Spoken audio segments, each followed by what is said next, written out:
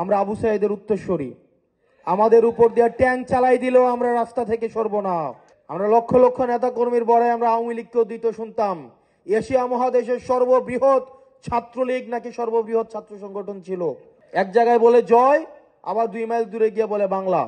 উনি ক্যান্টনমেন্টে বসে বসে ষড়যন্ত্র করছে কাকে নির্বাচনে জিতাবেন আর কাকে নির্বাচনে উনি হারাবেন।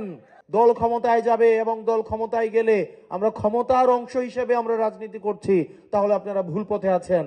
যাদের এই চিন্তা রয়েছে তারাই এখনই হচ্ছে আপনারা এনসিপি থেকে ত্যাগ করে আপনারা নিজেদের মতো করে আপনারা অন্য রাজনৈতিক দলে চলে যেতে পারেন। শিক্ষকদেরকে জিম্মি করেছে আগামী নির্বাচনে কেন্দ্রগুলোকে দখল করার জন্য, তাদেরকে এখনই সশস্ত্র কায়দায় তাদেরকে ট্রেনিং দেওয়া হচ্ছে।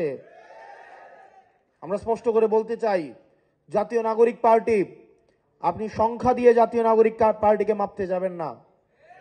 আপনার লক্ষ লক্ষ কর্মী নেতা কর্মীরা রাস্তায় নেমে আসে নাই।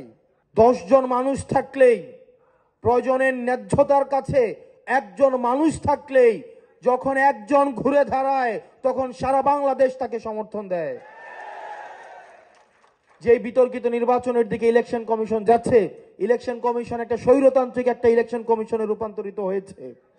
আপনারা ইতিমধ্যেই জানেন আমাদের যে ইলেকশন কমিশন স্পাইনলেস একটা ইলেকশন কমিশন।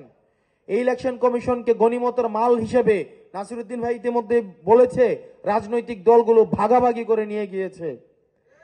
রাজনৈতিক দলগুলো উপদেষ্টার কাছে গিয়ে বলে যে এই উপদেষ্টা থাকতে পারবেন না, ওই উপদেষ্টা থাকতে পারবেন, ওই উপদেষ্টা থাকতে পারবেন না, সেই উপদেষ্টা থাকতে পারবেন। বাংলাদেশের প্রত্যেকটা প্রতিষ্ঠান এই 2টা দল নিজেদের মধ্যে ভাগ করে নিয়ে গিয়েছে। আপনাদের অনেকেই অভিযোগ করেন যে প্রশাসন হেল্প করছে না, আপনারা অনেকেই বলেন যে পুলিশ হেল্প করছে না, একটা মামলা নিয়ে গেলে বা একটা অভিযোগ নিয়ে গেলে তারা হেল্প করছে না। আমি সবসময় বলি, পুলিশের গাড়ি সামনে রেখে একটা রাজনৈতিক কর্মসূচি, আপনাদের রাজনীতি এখনো শুরু হয় নাই।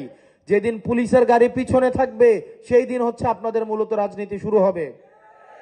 আপনি যদি মনে করেন প্রশাসনিক সহায়তা করলে আপনার রাজনীতি আগাবে আর এখন আগাবে না, তাহলে আপনি ভুল রাজনীতি করছেন। আপনাকে আত্মনির্ভরশীল হইতে হবে, নিজের পকেটের টাকা খরচ করে আপনাকে রাজনীতি করতে হবে। আপনি আমাকে জিজ্ঞেস করেন ফাইন্যান্স কোন জায়গা থেকে আসবে, ফাইন্যান্স আপনার নিজের পকেট। আপনি নিজের পকেটের টাকা খরচ করে আপনার রাজনীতি করতে হবে।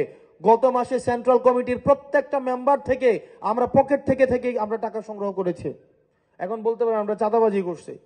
আমাদের নিজেদের কর্মীর থেকে, আমাদের নিজেদের সংগঠনে যারা আছে আমরা তাদের থেকে আমরা টাকা নিয়ে হচ্ছে আমাদের এই প্রোগ্রাম, আমাদের কর্মসূচি বাস্তবায়ন করতে হচ্ছে।